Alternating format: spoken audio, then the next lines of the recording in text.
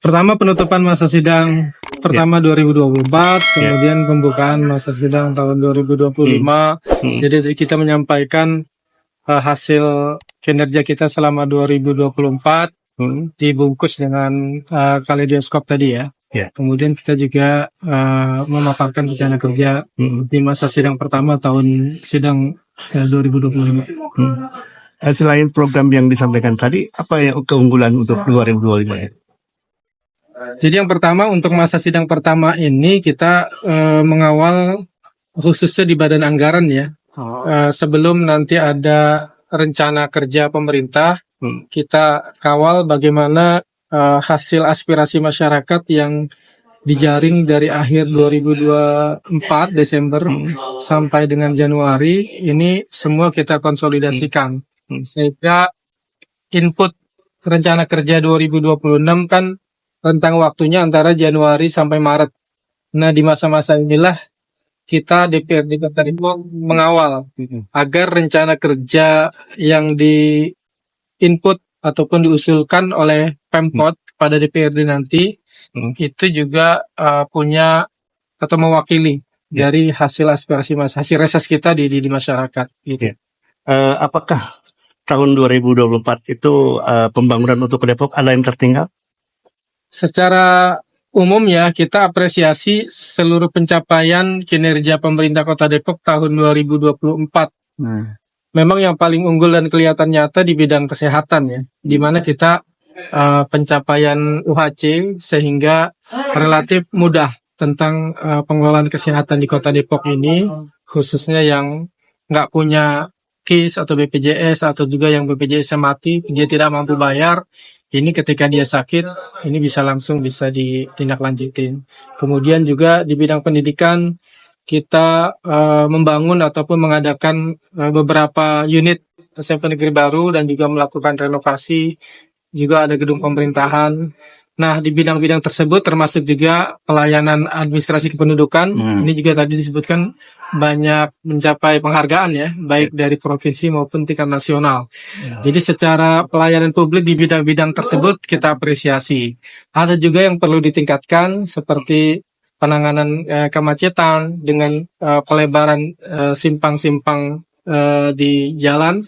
Kemudian juga ada masalah banjir yang juga perlu peningkatan dari sistem drainase yang ramah lingkungan sehingga titik-titik tertentu di mana masyarakat mengeluhkan banjir bisa perlahan bisa kita atasi. Izin Pak Dewan, ada salah satu bahar nih yang kita lihat konotasinya atau di wilayah tersebut itu terkait dengan lokasinya sehingga saat ini terendus dengan bau. Baik, nanti kita koordinasi dengan sebenarnya baiknya memang ada aduan resmi ke DPRD, nanti kita disposisi ke Komisi C sehingga bisa kita tindak lanjuti secara formal gitu ya. Baik oleh alat kelengkapan komisi maupun alat dapil terkait. Artinya ini kan masalah kebijakan aja, terkait kebijakan penegakan mutu limbah yang dibuang ke saluran atau sungai, apakah itu sudah sesuai dengan standar lingkungan hidup atau enggak. Dari situ kan bisa kelihatan. Gitu.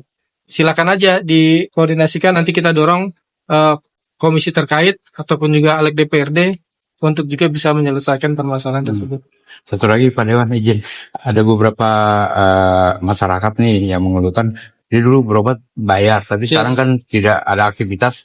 Nah dia tidak bisa berobat karena tidak ada KIS. Ini bagaimana untuk pelaksanaan dan pelayanan? Silahkan diajukan melalui yang pertama namanya juga harus masuk ke DTKS, kemudian diusulkan ke Dinas Kesehatan. Sebenarnya di petugas di tiap kelurahan ada yang namanya SLRT ya, sistem layanan rujukan terpadu. Ke orang tersebutlah daftar, nanti diajukan untuk KIS. Tapi yang harus diingat adalah dengan kondisi pencapaian UHC sekarang, kalau sakit jangan khawatir. Gitu. Apalagi gawat darurat, itu paling cepat KIS-nya jadi. Gitu. Jadi kalau mau cepat jadi, langsung bawa aja gitu. Gawat darurat. Kondisinya gawat darurat gitu. Kalau masih berobat jalan bisa juga, cuma nanti tadi buatkan dulu melalui puskesmas untuk dapat rujukan. Gitu. ada beberapa raperda yang dibahas.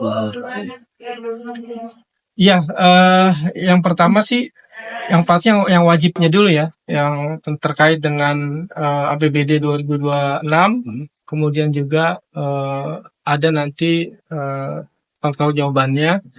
Kemudian ada perda-perda lain yang nanti kita lihat dari Bapakperda yang sudah masuk sih kalau nggak salah tentang apa ya?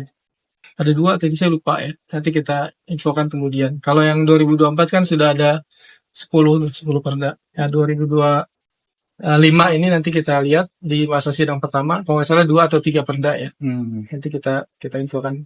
Siap.